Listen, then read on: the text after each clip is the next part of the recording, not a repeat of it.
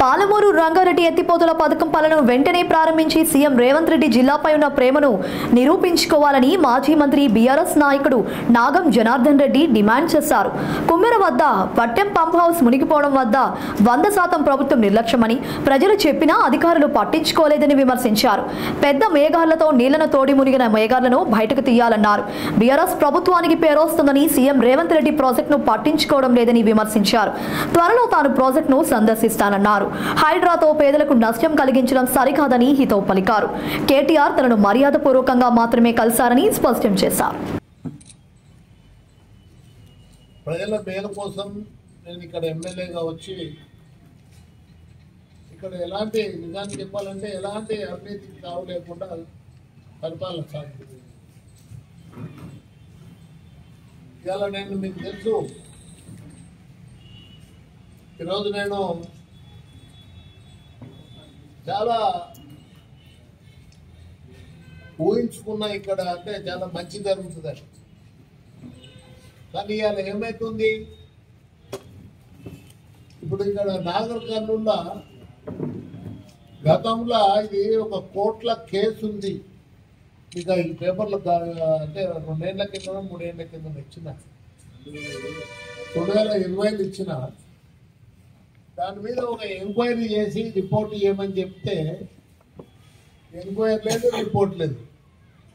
కానీ ఎవరైతే అక్రమంగా ఈడ కళ్ళు దందా చేస్తున్నాడో ఆయన మాత్రం ఇవాళ టిఆర్ జైల్లో ఉన్నాడు. అంటే అంత పెద్ద గనుడు అన్నట్టు. నాకు కూడా యథావిధిగా ఇక్కడ దీంట్లో కళ్ళులా కలుపుతున్నారు, తాపుతున్నారు.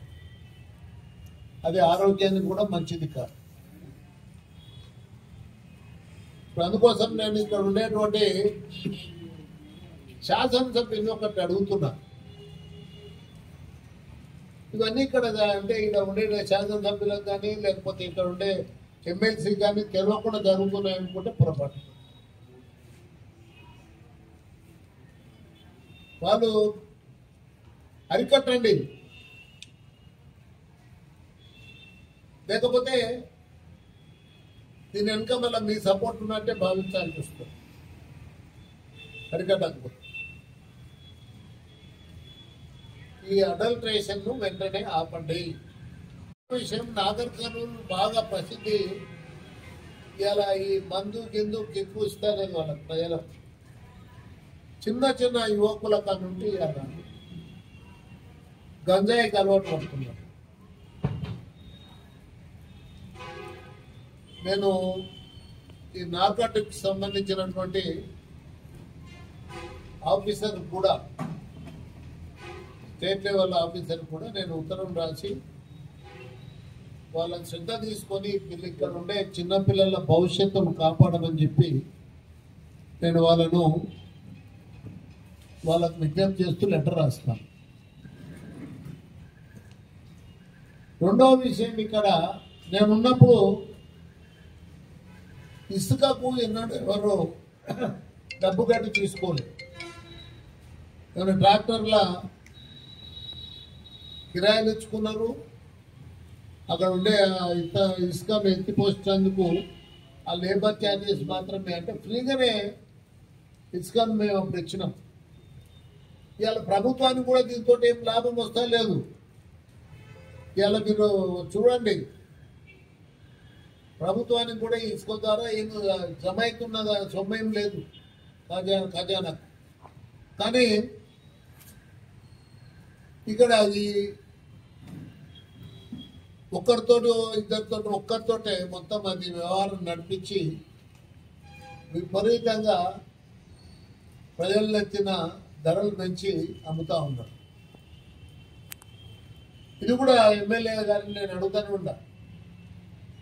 ఇది కూడా మీరు ఒకసారి మీరు మొత్తం టోటల్ రివ్యూ చేయండి. రివ్యూ చేసి నెల ఆదాయం ఎంత ఉంది, రోజు ఆదాయం ఎంత ఉంది, ఇసుకది ఎవరి దీని ద్వారా ఎవరి ప్రమేయంతో నడుస్తూ ఉందంటే నాకు చెప్తున్నది ఏంటంటే ఎమ్మెల్యే గారికి సంబంధించినటువంటి వ్యక్తుల ధోరణిలోనే నడుస్తూ ఉందని చెప్పని నాకున్న సమాచారం. విషయం నాగర్ కర్నూలు బాగా ప్రసిద్ధి. ఇలా ఈ మందు గిందు ఎక్కువ ఇస్తారని వాళ్ళకి ప్రజలకు చిన్న చిన్న యువకుల నుండి ఇలా గంజాయికి అలవాటు పడుతున్నారు. నేను ఈ నార్కాటిక్స్ సంబంధించినటువంటి ఆఫీసర్ కూడా, స్టేట్ లెవెల్ ఆఫీసర్ కూడా నేను ఉత్తరం రాసి వాళ్ళని శ్రద్ధ తీసుకొని ఇక్కడ ఉండే చిన్నపిల్లల భవిష్యత్తును కాపాడమని చెప్పి నేను వాళ్ళకు విజ్ఞప్తి చేస్తూ లెటర్ రాస్తాను. రెండవ విషయం, ఇక్కడ నేనున్నప్పుడు ఇసుకకు ఎన్నడూ ఎవరు డబ్బు కట్టి తీసుకోలేదు. నేను ట్రాక్టర్ల కిరాయిలు ఇచ్చుకున్నారు. అక్కడ ఉండే ఇసుకను ఎత్తిపోసేందుకు ఆ లేబర్ ఛార్జెస్ మాత్రమే, అంటే ఫ్రీగానే ఇసుకను మేము అప్పుడు ఇచ్చినాం. ఇవాళ ప్రభుత్వానికి కూడా దీంతో ఏం లాభం వస్తా లేదు. ఇవాళ మీరు చూడండి, ప్రభుత్వానికి కూడా ఇసుక ద్వారా ఏం జమ అవుతున్న సొమ్మేం లేదు ఖజానా. కానీ ఇక్కడ ఈ ఒక్కరితోటే మొత్తం అది వ్యవహారం నడిపించి విపరీతంగా ప్రజలెత్తిన ధరలు పెంచి అమ్ముతా ఉన్నారు. ఇది కూడా ఎమ్మెల్యే గారిని నేను అడుగుతానే ఉన్నా, ఇది కూడా మీరు